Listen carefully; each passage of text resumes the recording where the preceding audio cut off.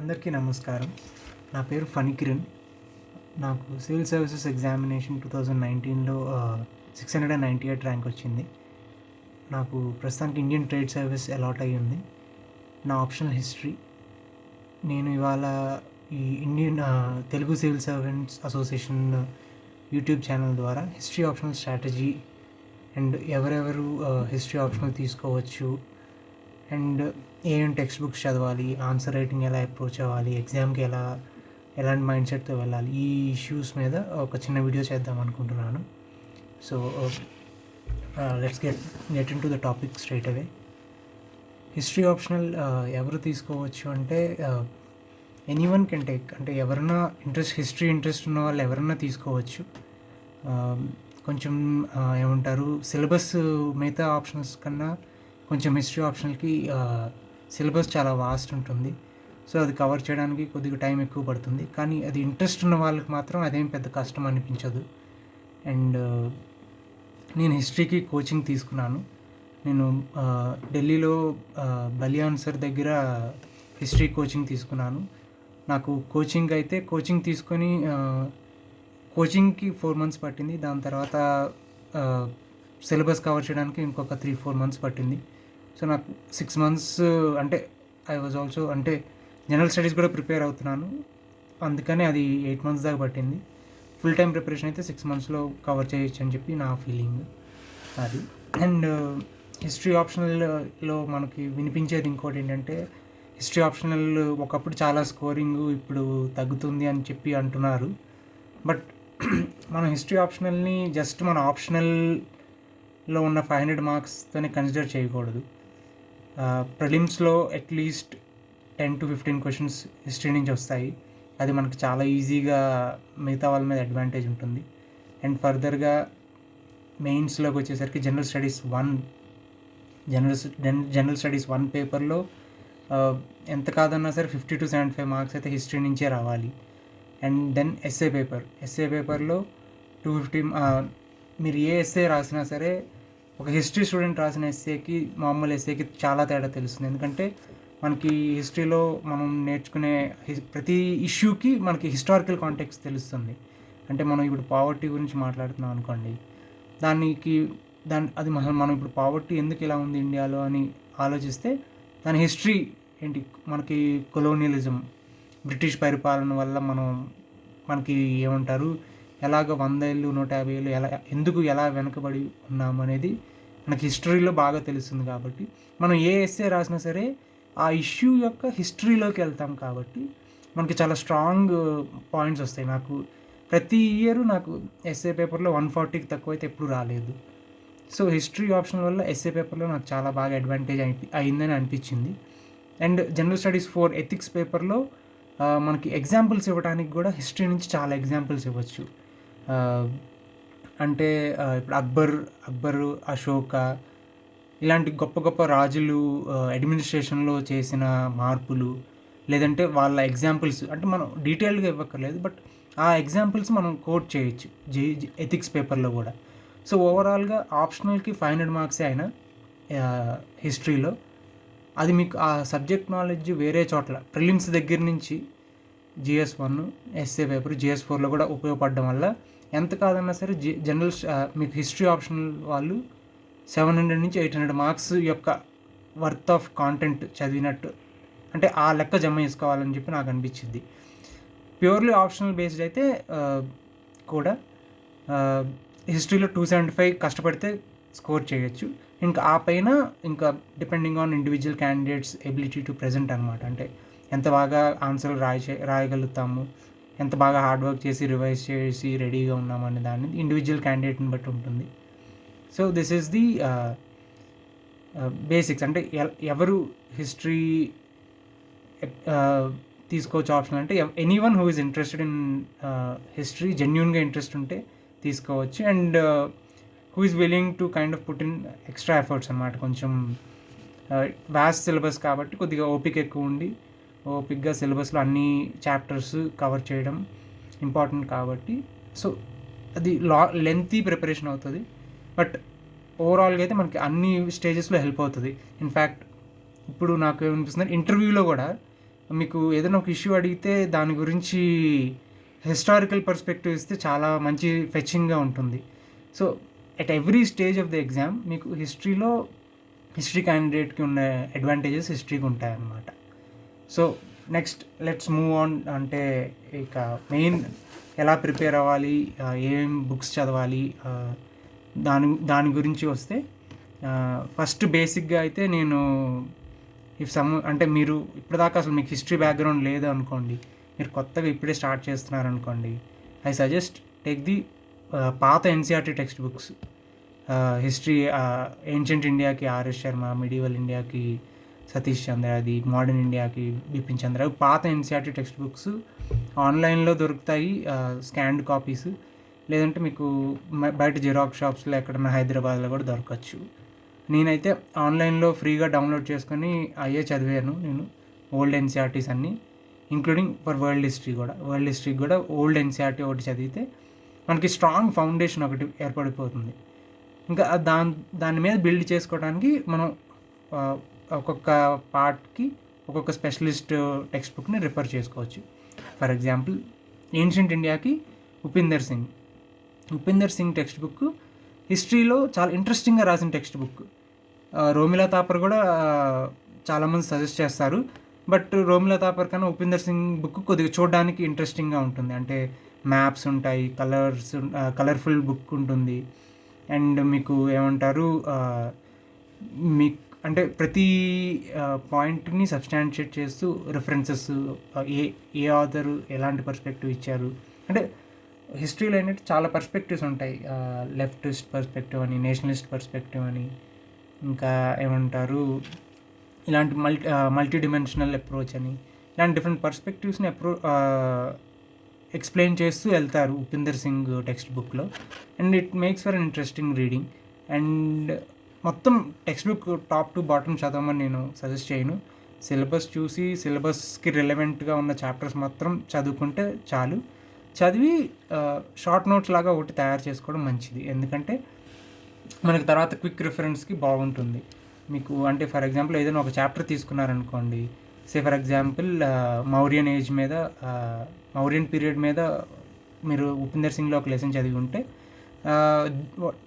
What are the different reasons for the disintegration of Mauryan empire అనే ఒక క్వశ్చన్కి different perspectives ఉంటాయి.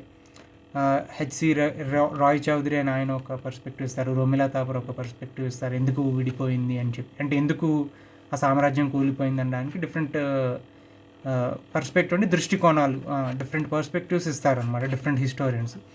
సో ఆ ఒక్కొక్క పర్స్పెక్టివ్ ఏంటో షార్ట్ నోట్స్లో ఒకటి రాసుకొని ఉంటే మీకు ఎగ్జామ్ టైంలో చాలా హెల్ప్ అవుతుంది అది. సో ఏన్షియంట్ ఇండియాకి ఉపేందర్ సింగ్, అండ్ కుదిరితే మార్కెట్లో ఎక్కడ బలియాన్ సార్ నోట్స్ దొరికితే తీసుకోండి, ఎందుకంటే అందులో నోట్స్ రైటింగ్ అంటే నోట్స్లో ఆయన చెప్పిన పాయింట్స్ కొద్దిగా మనకి అన్ని డైమెన్షన్స్ కవర్ చేస్తాయి అన్నమాట. మనం అన్ని టెక్స్ట్ బుక్స్ చదివి ఉండం కాబట్టి మనకి టైం సేవింగ్ అవ్వాలి అంటే ఒక టెక్స్ట్ బుక్ ఏదన్నా లైక్ ఒక స్టాండర్డ్ టెక్స్ట్ బుక్ చదివి దాని తర్వాత నోట్స్ చదివితే అడిషనల్ పాయింట్స్ యాడ్ అయిపోతాయి. సో మనకు చాలా టైం సేవ్ అవుతుంది అనమాట. సో గోయింగ్ ఫార్వర్డ్, మిడివల్ ఇండియాలో సతీష్ చంద్ర టెక్స్ట్ బుక్ చదివాను, దానికి కూడా ఇంతే. డిఫరెంట్ మిడివల్ ఇండియాలో పర్స్పెక్టివ్స్తో పాటు సోర్సెస్ కూడా గుర్తుపెట్టుకోవడం ఇంపార్టెంట్ అనమాట. అంటే ఇప్పుడు మిడివల్ ఇండియాలో అక్బర్ టైంలో అయితే అబుల్ ఫజల్ రాసిన అక్బర్నామా ఇలాంటివి అన్నీ సోర్సెస్ అనమాట, సోర్సెస్ ఆఫ్ హిస్టరీ. దాన్ని చూసి మనం ఆ టైంలో హిస్టరీ లేదంటే ఎలాంటి పొలిటికల్ అడ్మినిస్ట్రేటివ్ డెసిషన్స్ తీసుకున్నారు, దేనికి కారణాలు ఏంటి, ఇలాంటివి తెలుసుకోవడానికి డిఫరెంట్ అప్పటి ఆథర్స్ రాసిన సోర్సెస్ ఉంటాయన్నమాట మిడివల్ ఇండియాలో. సో ఆ సోర్సెస్ గుర్తుపెట్టుకోవడం చాలా ఇంపార్టెంట్. సో మిడివల్ ఇండియాలో సోర్సెస్ ఇవన్నీ బాగా ఒక షార్ట్ నోట్స్ లాగా తయారు చేసుకొని పెట్టుకోండి సతీష్ చంద్ర చదివిన తర్వాత. దాని తర్వాత independence movement, colonization of India, ఈ టాపిక్స్కి Plassey to partition by Sekhar Bandyopadhyay అందులో కూడా మంచిగా కవర్ చేశారు. అండ్ డిఫరెంట్ పర్స్పెక్టివ్స్ కూడా బాగా కవర్ చేసినట్టు అనిపించింది నాకు. అందులో డిఫరెంట్ ఆథర్స్ యొక్క డిఫరెంట్ పర్స్పెక్టివ్స్ కూడా కవర్ చేస్తారు అందులో. అండ్ ఫ్రీడమ్ మూమెంట్ దగ్గరికి వచ్చేసరికి బిపిన్ చంద్ర టెక్స్ట్ బుక్ కూడా సెలెక్టెడ్గా చదవండి. సిలబస్లో ఏదైతే మనకి ఉంది అనిపిస్తుందో బిపిన్ చంద్రాలో అది చదివితే అది మనకి ప్రిలిమ్స్లో కూడా బాగా ఉపయోగపడుతుంది. అండ్ పోస్ట్ ఇండిపెండెంట్ ఇండియాకి అగైన్ బిపిన్ చంద్ర పోస్ట్ ఇండిపెండెంట్ ఇండియా బుక్ ఒకటి ఉంటుంది, టెక్స్ట్ బుక్. దాంట్లో కూడా సెలెక్టెడ్గా సిలబస్లో ఉన్నవి మాత్రమే చదవండి. అండ్ వరల్డ్ హిస్టరీకి ఏమో నార్మల్ టెక్స్ట్ బుక్ అదొకటి, అది కూడా ఓన్లీ మొత్తం బుక్ చదవకుండా ఓన్లీ సిలబస్లో మనకున్న టాపిక్స్, ఆ సిలబస్సే మనకి బైబిల్ లాంటిది అనమాట. అంటే మీరు దాన్ని ఒక A3 షీట్ మీద ప్రింట్ చేయించుకొని హిస్టరీ సిలబస్ అంతా గోడకు అతికిచ్చి పెట్టుకొని ఆ సిలబస్ని రోజు చూస్తూ ఉంటూ ఆ సిలబస్లో ఉన్న టాపిక్స్కి మన దగ్గర ఉన్న టెక్స్ట్ బుక్లో ఏమేమి ఉన్నాయో అవి చూసుకొని అవి మాత్రం చదువుకొని షార్ట్ నోట్స్ చేసుకుంటూ ఉంటే బెస్ట్ అనమాట అది. అండ్ కొన్ని టాపిక్స్ ఈ టెక్స్ట్ బుక్స్లో ఏమిట్లోనూ కవర్ చేయరు. అంటే ఫర్ ఎగ్జాంపుల్ వరల్డ్ హిస్టరీలో చార్టిస్ట్ మూమెంట్ అని టాపిక్ ఏ టెక్స్ట్ బుక్లోనూ అంత కరెక్ట్గా కవర్ చేసినట్టు అనిపించలేదు. ఇలాంటి ఐసోలేటెడ్ కొన్ని టాపిక్స్ ఉంటాయి, అంటే ఈ సెపరేట్గా ఉంటాయి దానికి, అంటే ఒక కంటిన్యూటీ లేకుండా ఒక డిఫరెంట్గా కొన్ని చిన్న చిన్న టాపిక్స్ వస్తాయి హిస్టరీలో, వరల్డ్ హిస్టరీలో కానివ్వండి, మోడర్న్ ఇండియన్ హిస్టరీలో కానివ్వండి. సో వాటిలో ఏంటంటే మీరు సెల్ఫ్ స్టడీ హిస్టరీ వెబ్సైట్లోకి వెళ్ళి ఆ పర్టికులర్ టాపిక్ గురించి వాళ్ళు ఇగ్నో నోట్స్ ఇంకా మల్టిపుల్ సోర్సెస్ నుంచి కలెక్ట్ చేసిన మెటీరియల్ ఉంటుంది, అది సరిపోతుంది. అండ్ నేనైతే అదే చేశాను, నాకు చాలా హెల్ప్ అయింది అది. అండ్ దాని నుంచి కూడా మళ్ళీ షార్ట్ నోట్స్ తయారు చేసుకోండి మీరు. అండ్ హిస్టరీ ఆప్షనల్కి వచ్చేసరికి ఇంకొకటి మెయిన్ ఏంటంటే మ్యాప్ పాయింటింగ్. మ్యాప్ పాయింటింగ్కి కూడా I suggest self study history, లేదంటే మీకు ఏమంటారు, మీకు టైం కనుక ఉంటే కనుక ప్రీవియస్ ఇయర్ పేపర్స్ అన్నిట్లో మ్యాప్ పాయింటింగ్లో వచ్చిన ప్లేసెస్ అన్నీ చూసి దాన్ని మీరు గూగుల్ మ్యాప్స్లో కానీ గూగుల్ ఎర్త్లో కానీ మ్యాప్ చేసుకొని పెట్టుకుంటే it would be more accurate, చాలా యాక్యురేట్గా ఉంటుంది. But it's like huge effort. దాని బదులు మీరు సెల్ఫ్ స్టడీ హిస్టరీలో కానీ బలియాన్ మ్యాప్ నోట్స్ కానీ ఏదన్నా మార్కెట్లో దొరికింది చూసుకొని అది మీరు సాల్వ్ చేసుకుంటూ ఉంటే బెటర్ అనమాట. మెయిన్ ప్రిలిమ్స్ తర్వాత నుంచి మొదలెట్టి మ్యాప్ పాయింటింగ్ రోజుకి ఒక 10 సైట్స్ అలా రివైజ్ చేసుకుంటూ వెళ్తే మీకు ఎగ్జామ్ టైంకి చాలా కంఫర్ట్ అవుతుంది అండ్ చాలా స్కోరింగ్ కూడా అవుతుంది పేపర్ 1లో. And coming to main answer రైటింగ్లో ఎలా అంటే హిస్టరీలో ఫస్ట్ మనం ఏదైనా ఇంట్రొడక్షన్ ఇచ్చినప్పుడు కానీ అండ్ ఏదైనా ఒక క్వశ్చన్ దాన్ని బట్టి బిల్డ్ చేసినప్పుడు కానీ సోర్సెస్ ఒకటి బాగా మెన్షన్ చేయటం ఇంపార్టెంట్.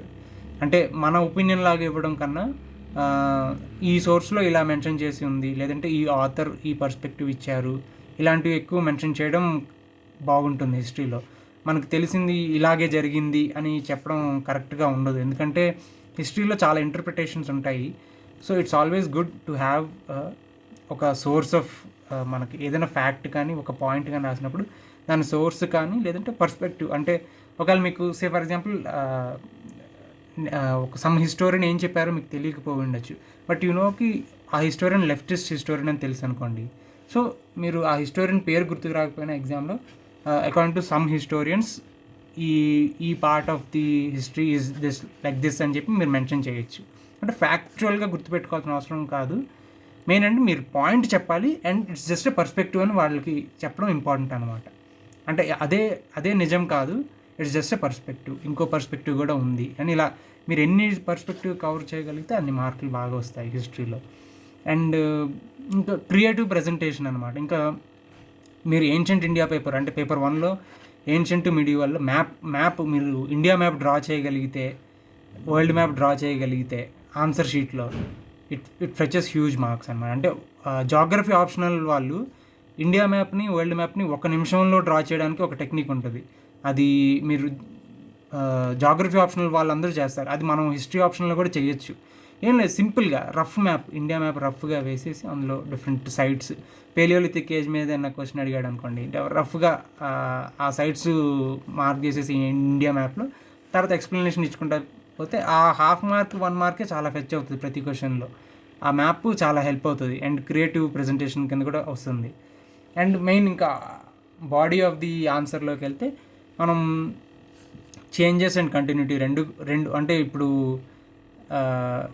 ఏమంటారు హిస్టరీలో ప్రతి ఒక పీరియడ్ నుంచి ఇంకో పీరియడ్కి ఉన్న చేంజెస్ ఏమేమి మార్పులు జరిగినాయి, and at the same time ఏది కంటిన్యూటీ అంటే ఏది కంటిన్యూ అయింది అని కూడా మనం క్లియర్గా ఆన్సర్లో చెప్పగలగాలి. అంటే షేర్ షా టైంకి అక్బర్ టైంకి రెవెన్యూ అడ్మినిస్ట్రేషన్లో కంటిన్యూటీస్ ఉన్న కొన్ని మార్పులు కూడా చేశారు అక్బర్, అవి ఏంటి అని చెప్పి మనం అంటే ఆన్సర్ని అలా బిల్డ్ చేసుకోవాలి. ఓకే, ఈ పాయింట్స్ కామన్గా ఉండేవి, ఇంకా కొత్తగా ఈ పాయింట్స్ యాడ్ అయ్యాయి అని చెప్పి చెప్తే మీకు మీ డెప్త్ ఆఫ్ నాలెడ్జ్ని చూపించినట్టు ఉంటుంది అన్నమాట. And conclusion the most important part of the answer. అంటే మీరు పైన ఆన్సర్లో ఎంత రాసినా సరే మార్కులు వేసే ముందు వాళ్ళు చూసేది కన్క్లూజన్. సో కన్క్లూజన్తో మీరు అతన్ని ఇవాల్యుయేటర్ యొక్క ఇంప్రెషన్ పొందాలి. సో ఏంటంటే మీరు ఇచ్చిన క్వశ్చన్ ఏంటి, ఒకవేళ మనల్ని ఏదైనా ఒక స్టాండ్ తీసుకోమంటే మనం కన్క్లూజన్లో క్లియర్గా ఒక స్టాండ్ తీసుకోవాలి. లేదంటే కొన్నిసార్లు క్వశ్చన్స్లోనే ఏమంటారు లోడెడ్ క్వశ్చన్స్ వస్తాయి. అంటే Aurangzeb is he responsible for the disintegration of Mughal empire అని ఎలాంటి క్వశ్చన్ వచ్చింది అనుకోండి. అంటే అది క్వశ్చన్లోనే లోడెడ్గా వాళ్ళు మీకు సజెషన్ లాగా ఇస్తున్నారు కదా. సో అలాంటి క్వశ్చన్స్లో మీరు ఒక try to support as well as contradictory points, supporting points రెండు మెన్షన్ చేసి ఓకే అతని తప్పులు అతను చేసినా సరే there are other factors as well, అంటే వేరే కారణాలు కూడా ఉన్నాయి అని చెప్పి కూడా మీరు మెన్షన్ చేయాలి. అంటే అక్కడ కొద్దిగా మీరు బ్యాలెన్స్డ్గా ఆన్సర్ రాయడం ఇంపార్టెంట్ అనమాట కన్క్లూజన్లో. సో ఆన్సర్ రైటింగ్ అది చాలా ఇంపార్టెంట్. అండ్ ఇంకా ఫర్దర్గా మీకు ఏమంటారు మ్యాప్ పాయింటింగ్, ఇంకా ఏమంటారు ఈ చిన్న చిన్న ప్రజెంటేషన్ అంటే ఆన్సర్స్లో చిన్న చిన్న మ్యాప్స్ డ్రా చేయటము, ఫ్లో చార్ట్స్, ఇంక ఇవన్నీ లైక్ మనం జనరల్ స్టడీస్లో ఇలాంటివన్నీ ప్రాక్టీస్ చేస్తాం కాబట్టి అవి కూడా ఎక్కడ కుదిరినా సరే హిస్టరీలో కూడా ఆన్సర్స్ రాసినప్పుడు ఫ్లో చార్ట్స్ కానీ డయాగ్రామ్స్ కానీ ఎక్కడ కుదిరినా సరే వేయడం మంచిది. And time lines is time line రాయటం అంటే అప్పుడప్పుడు ఏమని అడుగుతారంటే 19th centuryలో జరిగిన ట్రైబల్ అండ్ పీజెంట్ రివోల్ట్స్ అన్నీ ఒకసారి మెన్షన్ చేయమని చెప్పి అడగచ్చు. సో అలాంటి క్వశ్చన్స్కి ఏంటంటే మీరు ఒక టైం లైన్ డ్రా చేసి 1820లో ఇది జరిగింది, 1830లో ఇలా జరిగింది, ఇలా ఒక టైం లైన్లా రాయడం కూడా హిస్టరీ ఆన్సర్ రైటింగ్లో ఒక మంచి టెక్నిక్ అది. So that is it. And all the best for your preparation. And history is a very beautiful subject. And మీరు ఇంట్రెస్ట్ ఉండి చదువుకుంటా ఉంటే అసలు అంతే లేని సబ్జెక్ట్ అది. కానీ బట్ ఎగ్జామ్ ఓరియంటేషన్ కూడా ఉండాలి, ఎగ్జామ్ని దృష్టిలో పెట్టుకొని చదవండి. అండ్ అఫ్ కోర్స్ మెయిన్స్ అయిపోయిన తర్వాత మీకు ఇంట్రెస్ట్ ఉంటే ఇంకా ఫర్దర్గా డెప్త్లో కూడా చదవచ్చు, ఎందుకంటే హిస్టరీ ఈజ్ లైక్ అన్లిమిటెడ్ కాబట్టి. And I also take this opportunity to thank Telugu Civil Servants Association for giving me this opportunity. And yeah, thank you. That's it. All the best.